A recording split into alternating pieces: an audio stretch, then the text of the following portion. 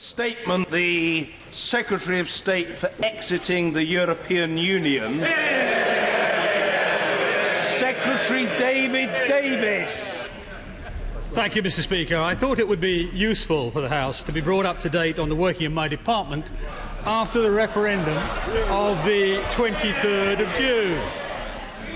Our instructions from the British people are clear. Britain is leaving the European Union.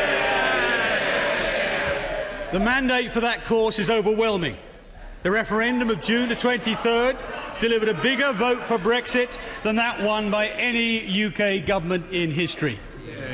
It's a national mandate, and this government is determined to deliver it in the national interest. And the Prime Minister has made clear there will be no attempt to stay in the EU by the back door, no attempt to delay, frustrate or thwart the will of the British people, no attempt to engineer a second referendum, because some people didn't like the first answer. The people have spoken in a referendum offered to them by this government and confirmed by Parliament, by all of us on both sides of the argument, and we must all respect it. That's a simple matter of democratic politics. Now, naturally, people want to know what Brexit will mean. Simply, it means leaving the European Union. So we will decide on our borders, our laws, and the taxpayers' money. It means getting the best deal for Britain, one that's unique to Britain, and not an off-the-shelf solution. This must mean controls on the numbers of people who come to Britain from Europe, but also a positive outcome for those who wish to trade in goods and services. This is a historic and positive moment for our nation. Brexit is not about making the best of a bad job. It's about seizing a huge and exciting opportunity that will flow from a new place for Britain in the world. There'll be new freedoms, new opportunities, new horizons for our country. And we can get the right trade policy for the UK. We can create a more dynamic economy, a beacon for free trade across the world. We want to make sure our regulatory environment helps rather than hinders businesses and workers. We can create an immigration system that allows us to control numbers and encourage the brightest and best to come to this country. But I want to be clear to our European friends and allies. We do not see Brexit as ending our relationship with Europe.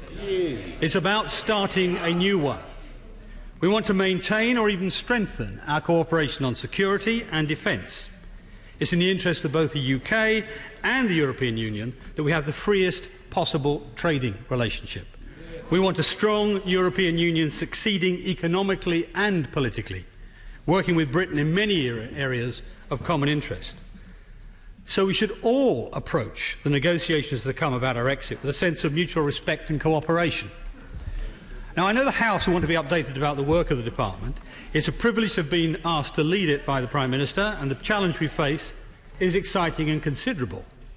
It will require significant expertise and a consistent approach. Negotiating with the EU has to be got right, and we are going to take the time to get it right. And we'll strive to build a national consensus around our approach. Now, we start from a position of economic strength. As the Prime Minister said yesterday, there will be challenges ahead. But our economy is robust, thanks in no small part to the work of my right honourable friend, the member for Tatton. The latest data suggest our manufacturing and service industries and consumer confidence are all strong, contrary to some of the predictions earlier. Businesses are putting their faith and their money into this country. Over the summer, SoftBank, GlaxoSmithKline, Siemens all confirmed that they will make major investments in the UK. Countries, including Australia, have already made clear their desire to proceed quickly with a new trade deal for the UK.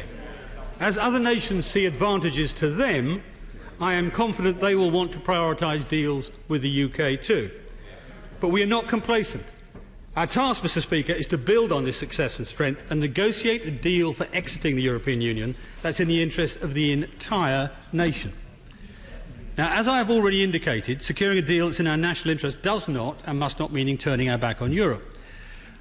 To do so would not be in our interest, nor Europe's. So we'll work hard to help establish a future relationship between the EU and the UK that's dynamic, constructive and healthy. We want a steadfast and successful European Union after we depart. And so, as we proceed, we will be guided by some clear principles. First, as I said, we wish to build a national consensus around our position. Second, we'll always put the national interest first. We will always act in good faith towards our European partners. Third, wherever possible, we'll try to minimise any uncertainty that change can inevitably bring. And fourthly, we will crucially, by the end of this process, have left the European Union and put the sovereignty and supremacy of this Parliament beyond doubt. The first formal step of the process of leaving the European Union is to invoke Article 50, which will start 2 years of negotiations. Let me briefly update the House on how the machinery of government will support our efforts and the next steps we'll take. First, responsibilities. The Prime Minister will lead the UK's exit negotiations and will be supported on a day-to-day basis by my department.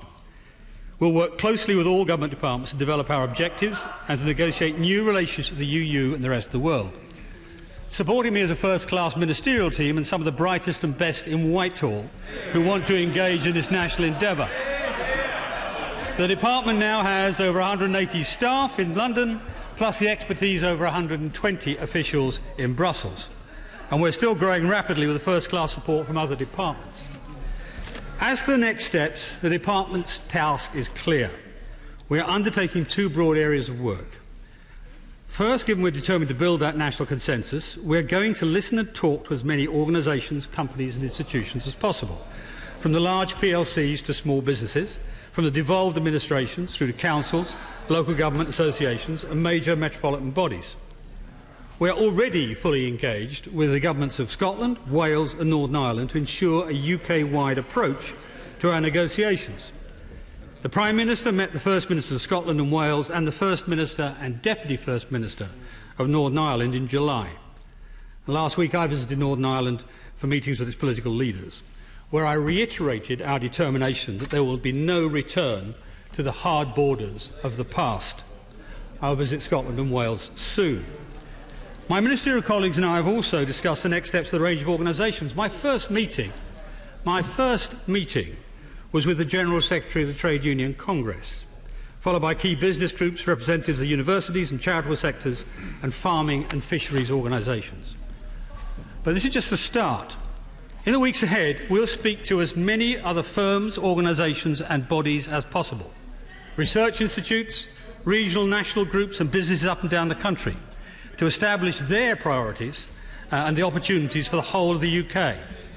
As part of this exercise, I can announce we'll be holding roundtables with stakeholders in a series of sectors to ensure all views to be reflected in our analysis for the options of the UK. Order. Right honourable gentleman, just resume his seat for a minute. There's quite a lot of unseemly, dare I say it, somewhat unstatesmanlike noise from a sedentary position. Somebody muttering, too long. It's not too long at all, the right honourable gentleman is perfectly in order. And let me just remind the House that it's always been my practice to facilitate the fullest and most extensive interrogation of the relevant minister, and that will happen today. Everybody will have his or her opportunity.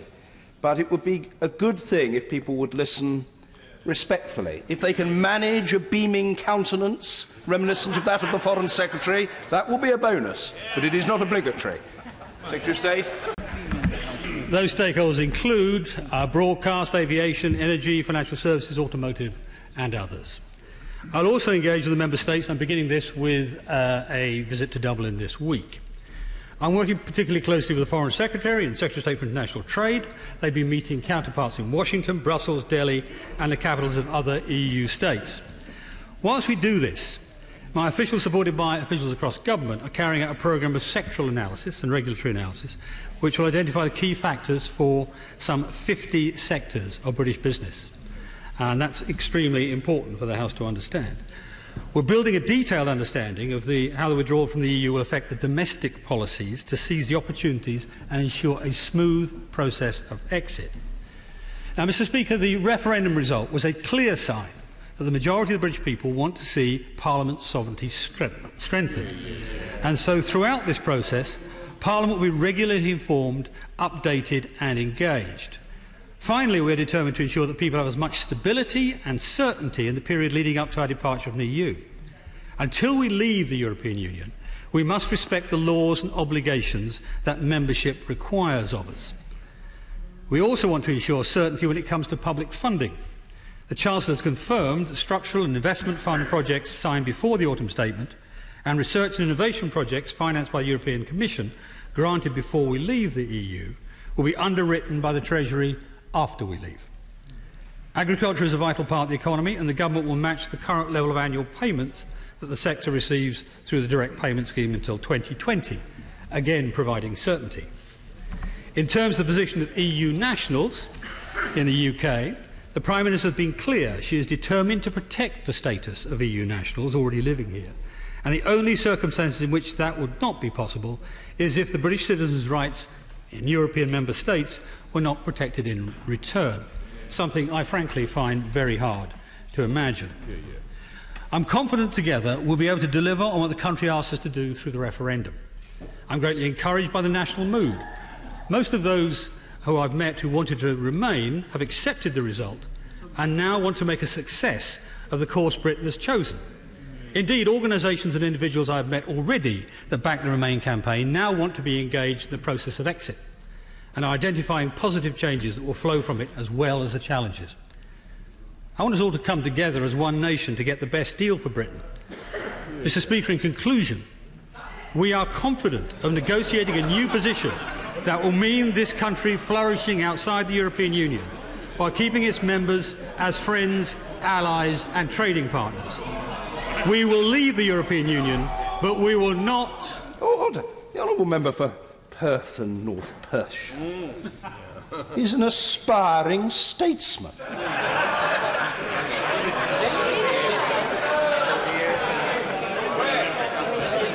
His aspiration may be a little way from fulfilment, but I want to hear the Secretary of State's peroration. Secretary of State. It's an aspiration of very long standing, Mr. Speaker. Mr. Speaker, in conclusion, we are confident of negotiating a position that will mean this country flourishing outside the EU, keeping its members as our friends, our allies and our trading partners. We will leave the European Union, but we will not turn our back on Europe. We will embrace the opportunities and freedoms that will open up for Britain. We will deliver on the national mandate for Brexit, and we will deliver it in the national interest.